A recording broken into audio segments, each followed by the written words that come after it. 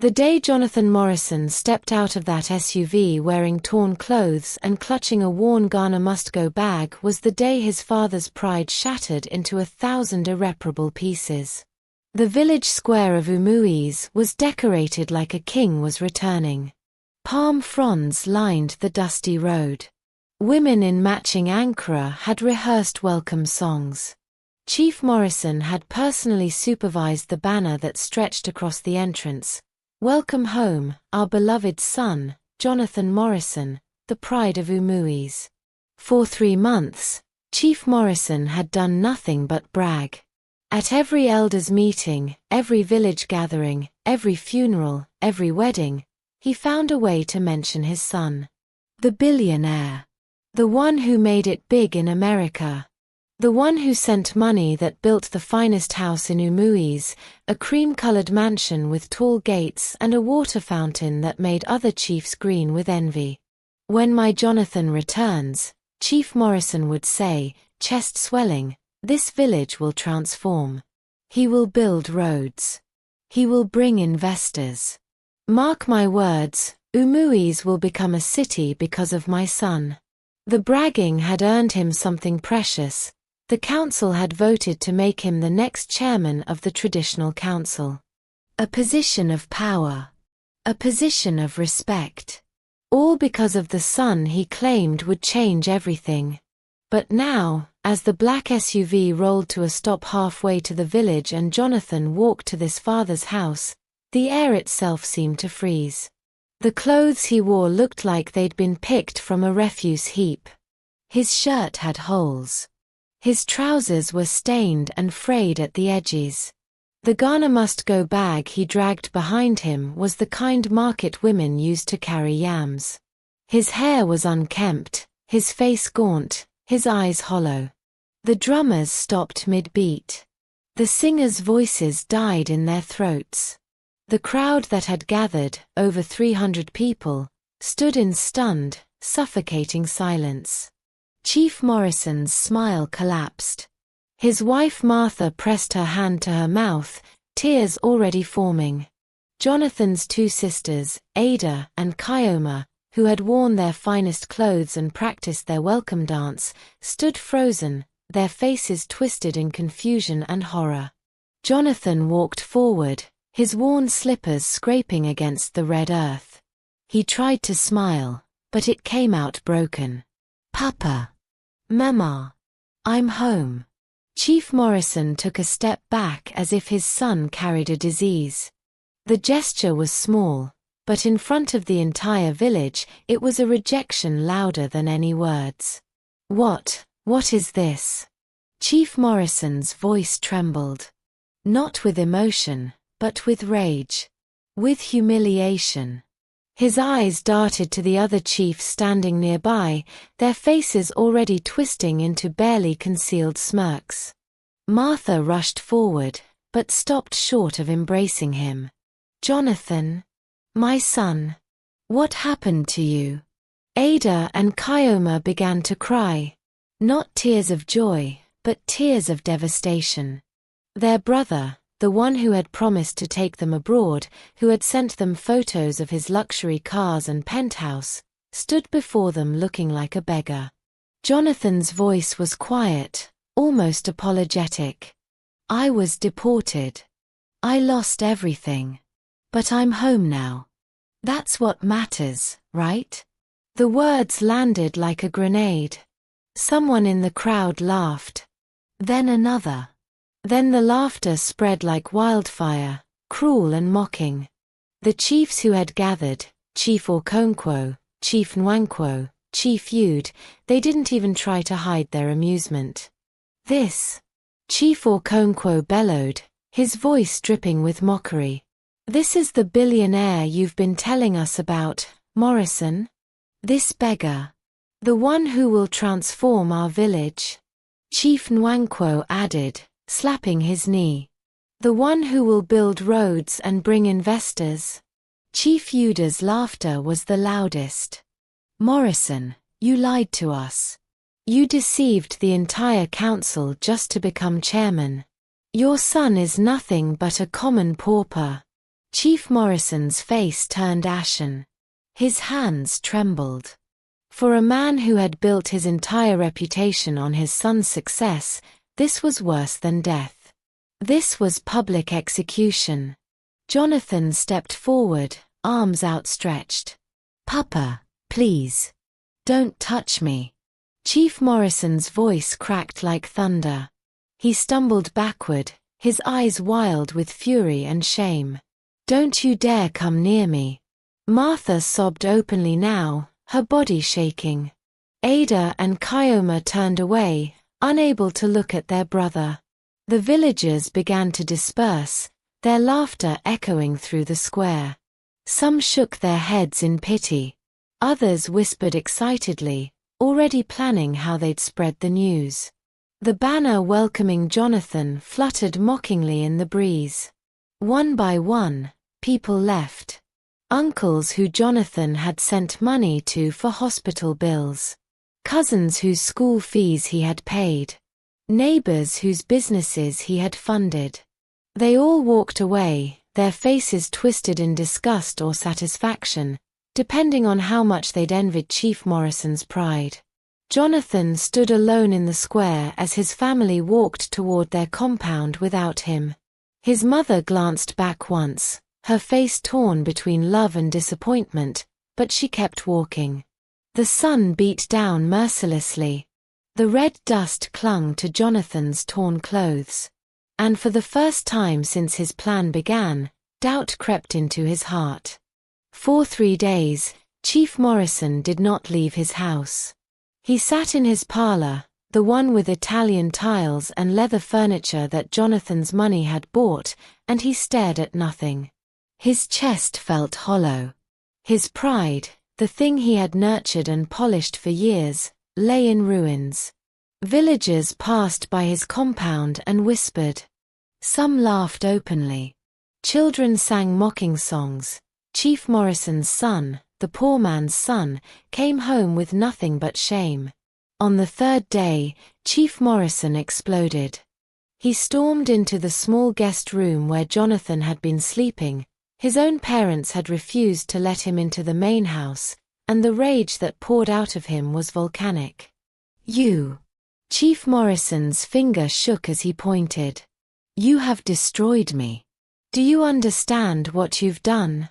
Jonathan sat on the edge of the bed, calm. Too calm. It only fueled his father's fury. "I bragged about you. I told everyone, that you were a billionaire. That you would save this village. And that's why they wanted to make me chairman." His voice cracked. "But you came back looking like a street rat. You brought shame upon this family. Disgrace. Do you know how they laugh at me now? Do you know what they call me?" Martha appeared in the doorway, her face drawn and tired. "Morrison, please. Stay out of this, woman." He whirled on her, then back to Jonathan. "The elders were going to give me the chairman title because of you. Because I promised them my son would transform this village. But you came back as nothing. A poor man. A disgrace." Jonathan's jaw tightened, but he said nothing. "I cannot show my face in this village anymore." Chief Morrison's voice broke into something raw and wounded. "They laugh at me. They call me a liar. They say I deceived them to get the chairman title. You have ruined everything." Martha stepped forward, her voice soft. "Morrison, he is still our son. A son who brings shame is no son of mine." The words hung in the air, sharp and irreversible. Jonathan stood slowly. His voice was quiet, but it carried weight. "I'm sorry, Papa. I didn't mean to. Get out of my sight." A week passed like a slow death. Jonathan tried to rebuild. He approached his father one evening, his voice humble. "Papa, I need to start over. Can you lend me some money? Just a small amount. I'll pay you back." Chief Morrison looked at him like he was garbage. "Money? You think I have money to waste on a disgrace like you? You are bad luck, Jonathan. Bad luck. I don't have anything for you. He turned to Martha, who had been about to dish food for Jonathan. Don't you dare cook for this useless son of mine. He brought this upon himself. Let him suffer. Martha's hands froze over the pot. She looked at her son, her eyes brimming with tears, but she said nothing. Fear of her husband's wrath kept her silent. Ada and Kioma were kinder, but their kindness was laced with disappointment. They spoke to him in hushed tones, careful not to let their father hear. We're not angry at you, Ada said one night, her voice sad. But, you promised to take us abroad. We had plans, Jonathan. Dreams. Kioma nodded, her eyes downcast. Now those dreams are gone. Jonathan felt the weight of their disappointment like stones in his chest. Everywhere he went in the village, people mocked him. They pointed and whispered. Some laughed openly. Children followed him, chanting, "Poor son of a proud man. Poor son of a proud man." The label stuck like tar. He went to his relatives' compounds, the same people whose children's school fees he had paid, whose hospital bills he had cleared, whose businesses he had funded. He wasn't even asking for money. He just wanted to talk. To be treated like a human being. His aunt Ngozi, whose daughter was now a nurse because of Jonathan's sponsorship, poured dirty water on him when he approached her door. "Don't you ever come here to beg," she screamed, her face twisted with contempt. "We don't have anything for you. Go and work for your money like the rest of us." The water soaked through his already worn clothes. Neighbors gathered to watch, some laughing, some shaking their heads. Jonathan walked away slowly, water dripping from his hair, his heart heavier than the soaked fabric clinging to his skin. That night, alone in the small guest room, Jonathan sat on the edge of the bed and let the weight of it all sink in. This was the truth he had been searching for. The truth he would never have seen if he'd returned as a billionaire, with cars and gifts and money to throw around. Everyone would have smiled. Everyone would have embraced him. Everyone would have pretended to love him. But now he saw their real faces. The same people he had helped, the same people who had benefited from his generosity, had turned their backs on him the moment he appeared to have nothing. Even his own father, the man who had raised him, had rejected him out of pride. Out of shame. Because Jonathan's poverty had tarnished the image Chief Morrison had built. It hurt. God, it hurt more than Jonathan had expected. But it was the truth. And truth, no matter how painful, was better than living a lie. The elders' meeting 2 weeks later was brutal. Chief Morrison sat among the council, his head down, his spirit broken. The other chiefs didn't hold back. "You promised us your son would bring wealth to this village." Chief Okonkwo's voice boomed. "You lied to us, Morrison. You deceived us just so you could become chairman. You are a disgrace." Chief Nwankwo added. "You think you can fool us with your lies. Your son came back poor. Useless." Chief Yud leaned forward, his voice dripping with contempt. "You are nothing but a proud he-goat, Morrison. A proud he-goat who thought he was better than everyone else." The words stabbed Chief Morrison like knives. He tried to speak, to defend himself, but the shame was too heavy. He stood abruptly and walked out, the laughter of the elders following him like ghosts. When he returned home, his rage was uncontrollable. "They called me a proud he-goat," he roared, pacing the parlor. "A proud he-goat. Because of you. Because of this useless son of yours, Martha." Martha tried to calm him, but he was beyond reason. "I should kill myself," he shouted, his voice breaking. I should die rather than live in this shame. Jonathan watched from the doorway, his face expressionless. He said nothing. He didn't defend himself. He just watched as his father unraveled. Martha turned on him, her own anger finally spilling over. After everything your father did for you, this is how you repay him? By bringing shame to this family? Jonathan's silence was answer enough. Hunger gnawed at Jonathan's stomach the next afternoon. He had no money, no food, and no one willing to help him. He walked to the small shop at the edge of the village, hoping to buy something on credit. The shop owner, a round woman named Mama Emeka, looked at him with disdain. Credit? You think I'm a fool?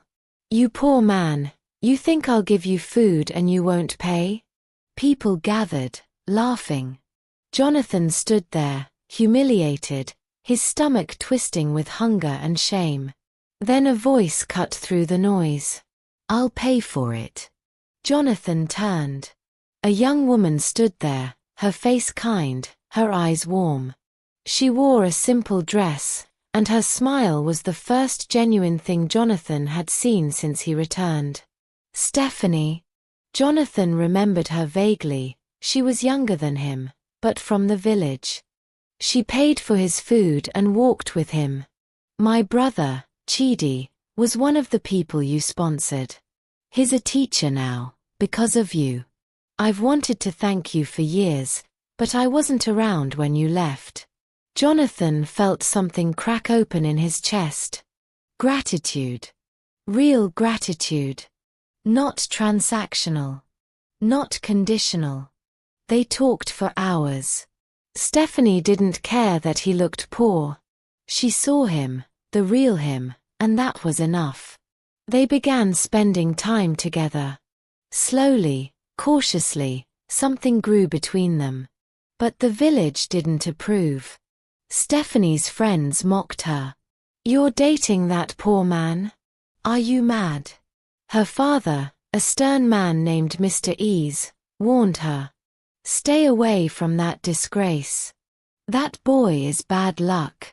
When Jonathan came to Stephanie's compound one evening, her mother poured dirty water on him from the balcony. Go away. We don't want you here.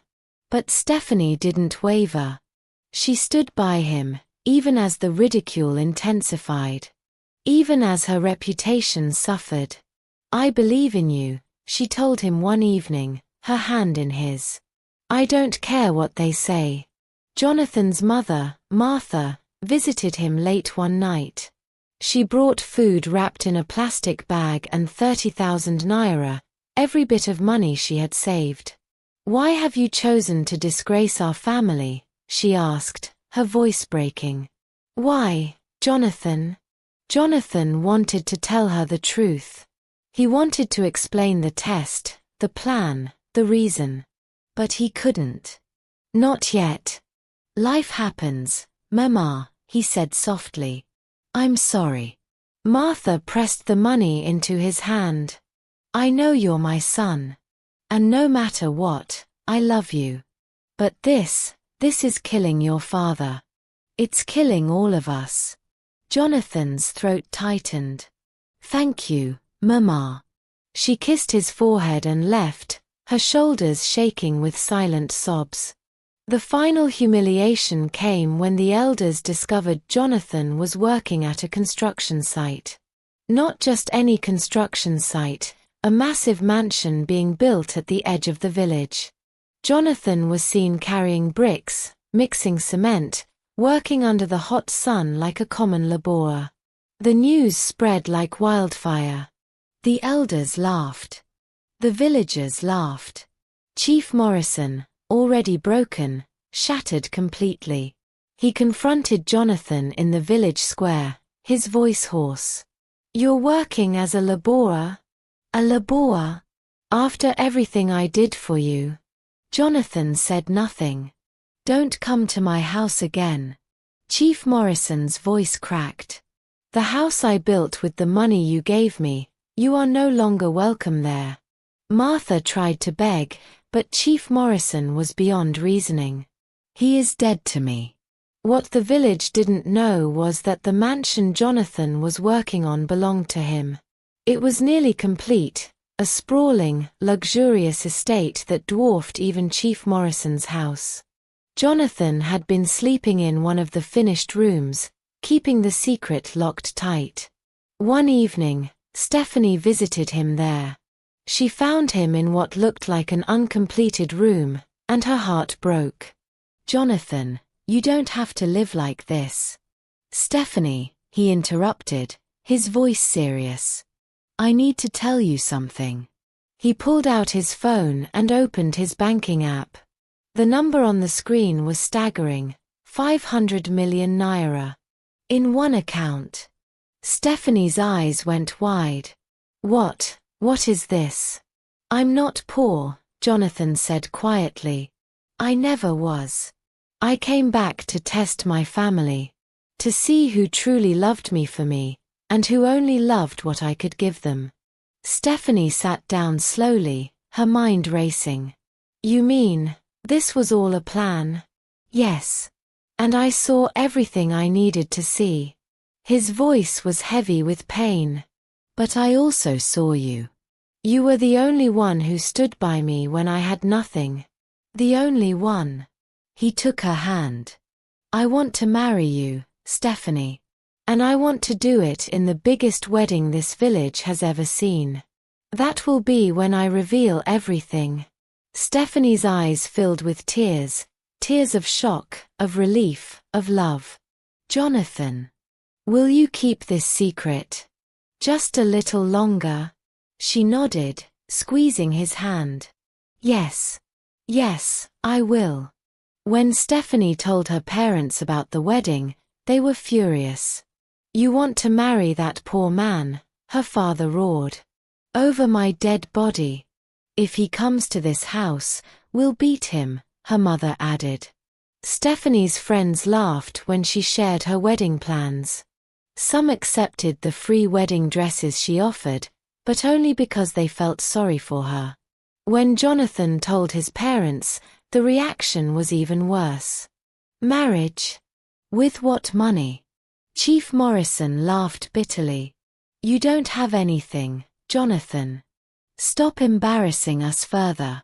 Jonathan handed them matching wedding uniforms, expensive, tailored outfits.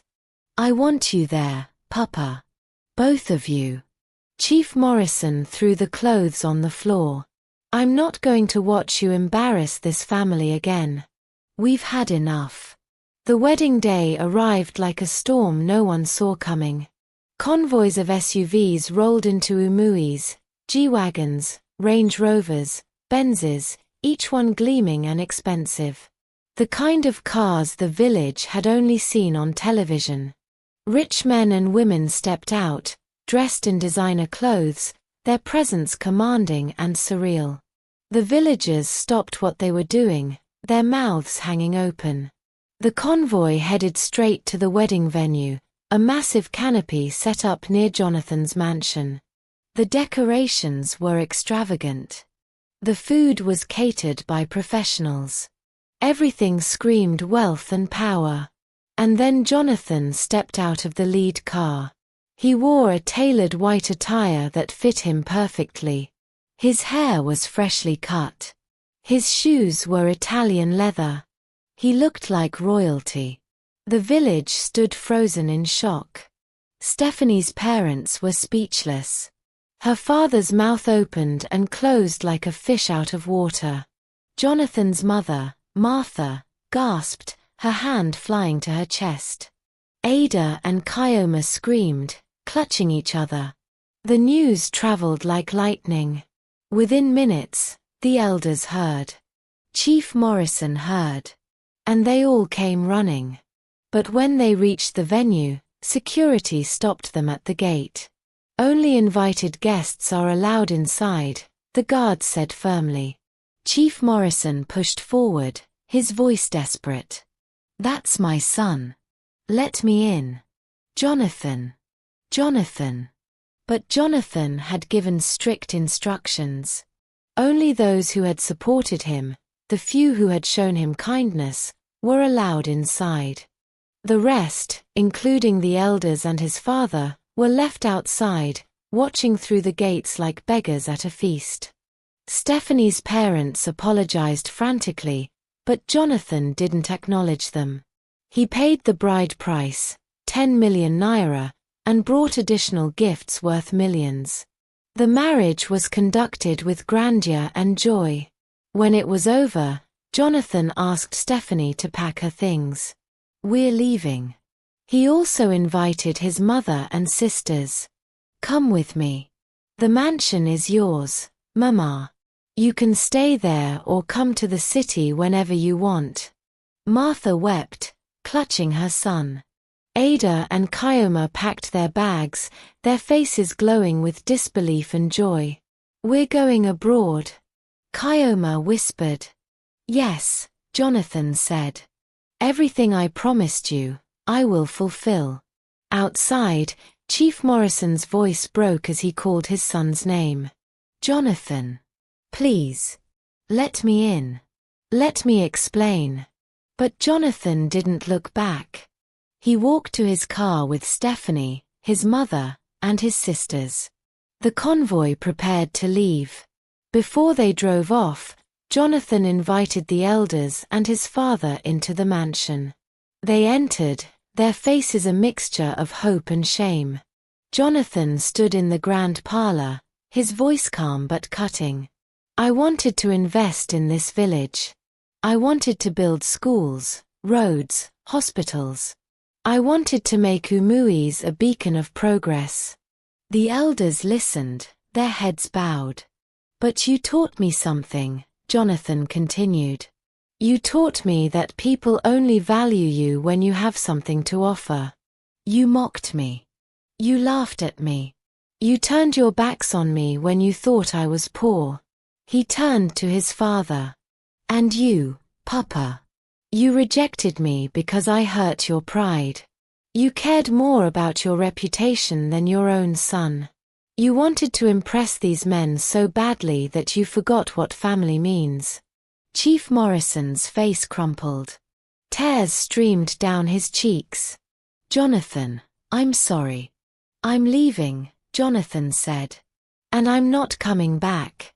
This village can stay exactly as it is." He turned to his mother, his voice softening. "Mama, thank you.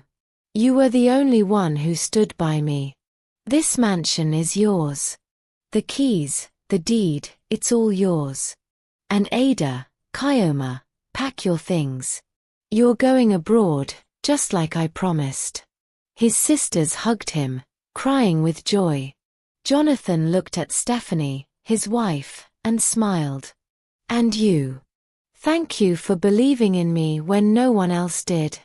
He turned back to the elders and his father. "Now, please leave. I have nothing more to say to you."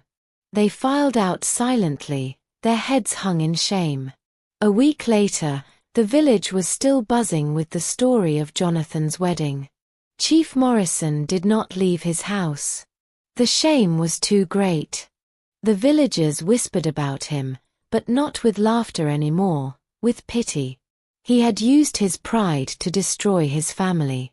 His wife was in the city, living in the mansion Jonathan had given her. His daughters were abroad, living the dreams he had once mocked them for having. And his son, his only son, was gone, never to return. The chairman title he had fought so hard for felt meaningless now. Hollow. Useless. He sat in his parlor, alone, staring at nothing. The house was silent. The pride that had once filled it was gone, replaced by a suffocating emptiness. Every morning, Chief Morrison woke up hoping it was all a nightmare.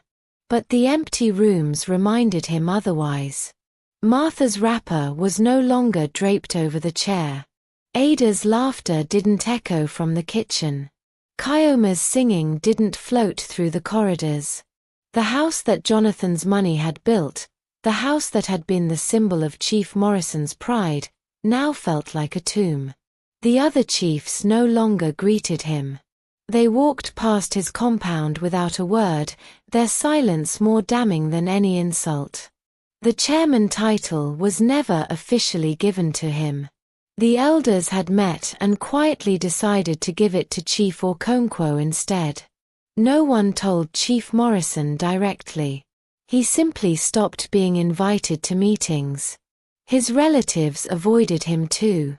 The same people who used to gather at his house for every minor celebration now found excuses not to visit. Even Aunt Ngozi, who had poured water on Jonathan, kept her distance. Perhaps she felt guilty. Perhaps she simply had no use for a man whose family had abandoned him. Chief Morrison tried calling Martha. She answered the first few times, her voice polite but distant. She told him about the mansion, about the marble floors, the chandeliers, the garden with flowers she'd never seen before. She told him Ada and Kioma had left for London, that Jonathan had enrolled them in university, that they were already making friends and sending pictures. "You can come visit," Martha said once, her voice careful. "Jonathan said the house is mine. You're still my husband." But Chief Morrison couldn't bring himself to go. How could he walk into that mansion, the one Jonathan had built with money he'd earned, the one Chief Morrison never knew existed, and face his son? How could he beg for forgiveness when his pride had been the very thing that destroyed them? He tried calling Jonathan directly. The first time, Jonathan didn't answer. The second time, the call went straight to voicemail. By the fifth time, Chief Morrison understood. His son had blocked his number. At night, alone in the big house, Chief Morrison replayed every moment. He saw himself stepping back when Jonathan tried to hug him. He heard his own voice shouting, "Don't touch me." He remembered calling his son a disgrace, bad luck, useless. He remembered throwing him out of the house Jonathan had paid for. The regret was a living thing, eating him from the inside. One evening, as Chief Morrison sat on his veranda watching the sun set, a group of young boys ran past. They were laughing, singing a new song that had become popular in the village. Chief Morrison, the proud he-goat, lost his family to save his title. Now he sits alone with his pride, while his children fly to the other side. The boys didn't see him sitting there in the shadows. But Chief Morrison heard every word. And for the first time since Jonathan left, he wept. He had bragged about a family that no longer existed. He had lost everything that mattered. And in the end, pride had been his undoing. Far away, in the city, Jonathan sat with Stephanie on the balcony of their penthouse. The Lagos skyline stretched before them, glittering and alive. "Do you regret it?" Stephanie asked softly. "Testing them like that?" Jonathan was quiet for a long moment. "No. It hurt. But I needed to see the truth." He squeezed her hand. "And I found you. That makes it worth it." Stephanie smiled, leaning her head on his shoulder. In the village, Chief Morrison sat in his empty house, broken by the weight of his pride. In the city, Jonathan Morrison sat with his wife, free at last. The test was over. And the truth, painful as it was, had set him free.